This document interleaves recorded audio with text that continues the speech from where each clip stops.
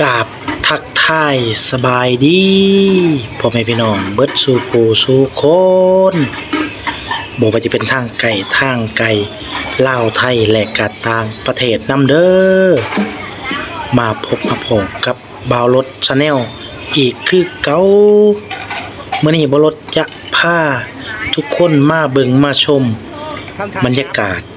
การกะเกียมทำบุญซอยนำกันเด้อทุกคนเนาะหรือว่าทำบุญประจำปีซอยเดี๋ยวบ่รถจะพามาชมบรรยากาศเนาะการล้างถ้วยล้างจานเนาะอันดับแรกเพื่อเฮาจะกะเกียมเนาะมื้ออื่นเป็นมื้อวันอาทิตย์เนาะเป็นวันที่1กุมภาพันธ์2569เนาะปีนี้ก็เป็นปีที่ดีเนาะทุกคนอันนี้ก็จะแม่นโต๊ะตั้งที่เฮาเอามาแต่วัดเนาะเพื่อจะเกียมจัดงานทำบุญซอยของเฮานั่นเองเนาะเดี๋ยวบ่รถก็จะพาเลาะชมบรรยากาศไปเรื่อยๆเนาะทุกคนมื้อนี้ก็เป็นมื้อวันที่31มกราหรือว่าเดือน1เนาะทุกคนมื้ออื่นแหละเป็นมื้อเฮ็ดบุญเนาะหรือว่ามื้อทำบุญนั่นเองเนาะเดี๋ยวมื้ออื่นบ่รถจะพามาเบิ่งมาชมบรรยากาศการทำบุญซอยในวันอาทิตย์เนาะทุกคนกับสบายดีอีกเทื่อนึงทุกคนมื้อนี้ก็เป็นมื้อวันอาทิตย์วันที่1กุมภาพันธ์2569เนาะก็เป็นมื้อสันวันดีเนาะทุกคนเนาะเดี๋ยวบ่รถจะพาทุกคนมาเบิ่งมาชมบรรยากาศการทำบุญเนาะพระ9รูปหรือว่า9องค์เนาะทุกคนอันนี้แม่นกำลังทำความสะอาดหรือว่าจัดโต๊ะเนาะเพื่อเอาไว้วางกับเขาเนาะของข้าวของหวานกะว่ากันไปเนาะตอนนี้กะเป็นเวลา7 โมงเช้าเนาะ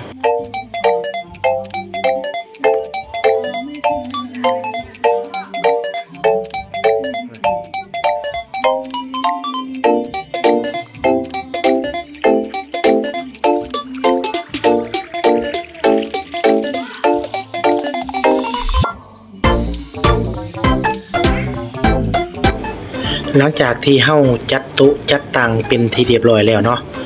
บ่าวรถก็มีหน้าที่หลักๆก็คือคุมเครื่องเสียงนั่นเองเนาะทุกคนเนาะบ่าวรถเป็นคนคุมเครื่องเสียงเนาะเครื่องเสียงก็เป็น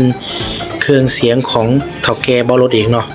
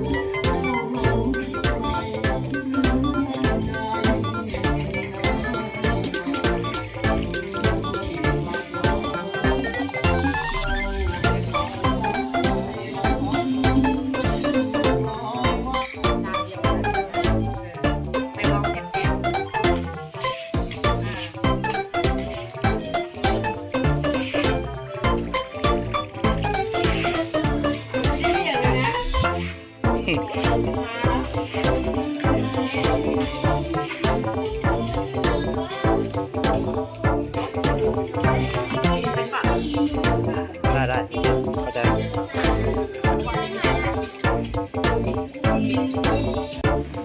โอ้ถ่ายรูปก่อนถ่ายดีกว่าถ่ายพอดีนะเขากำลังอันทีเขากำลังเฮ็ดงานก็ต้องถ่ายตอนเฮ็ดงานนี่แหละไปถ่ายตอนไม่ทำงานไม่ได้เอาหน้าฉันเนาะหน้าสุดท้ายหมูเนาะแม่ครัวมีแต่คนงามๆกันนี่แม่น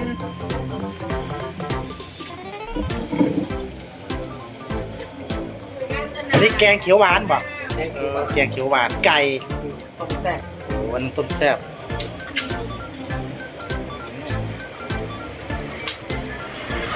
หม้อเนี่ยเหมือนกันเขียวหวานเหมือนกันเหรอยังไม่เสร็จอ๋อโอ้นี่เราหม้อแซ่บไปใส่นะจี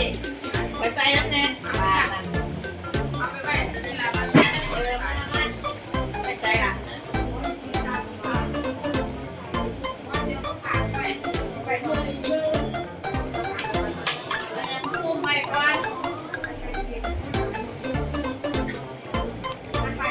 เ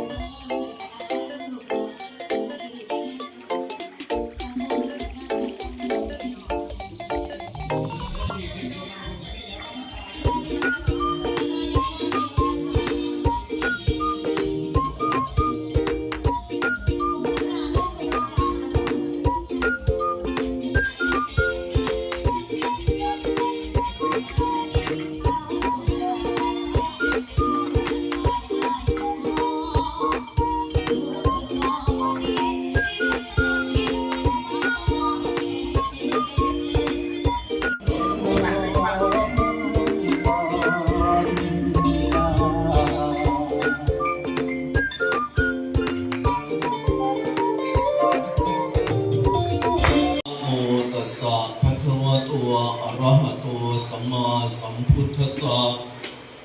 นะโมตัสสะภะคะวะโตอะระหะโตสัมมาสัมพุทธัสสะนะโมตัสสะภะคะวะโตอะระหะโตสัมมาสัมพุทธัสสะนะโมตัสสะภะคะวะโตอะระหะโตสัมมาสัมพุทธัสสะพุทธังสรณัง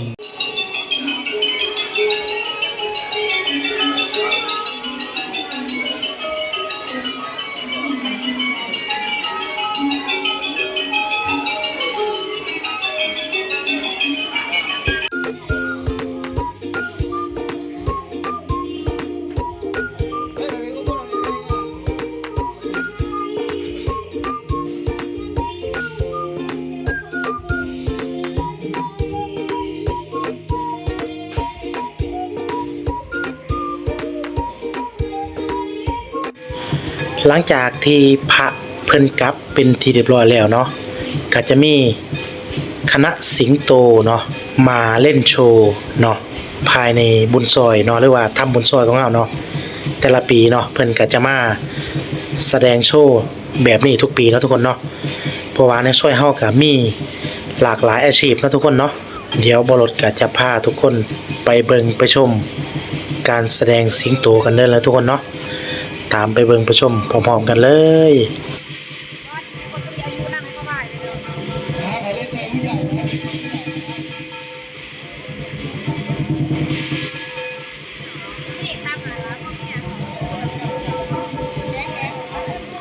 แต่เทพครับแต่เทพครับผมนะครับเล่นเลยพี่เทพนะครับเก่งนะครับเก่งมาเลย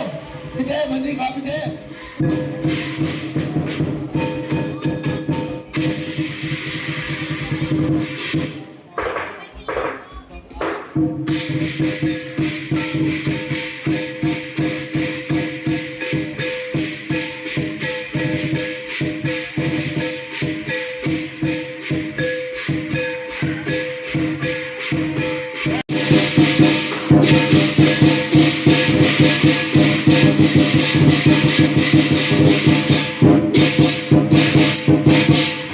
บ่รถก็เอาคลิปสั้นๆมาฝากพี่ฝากน้องเบิดสุขูสู่ค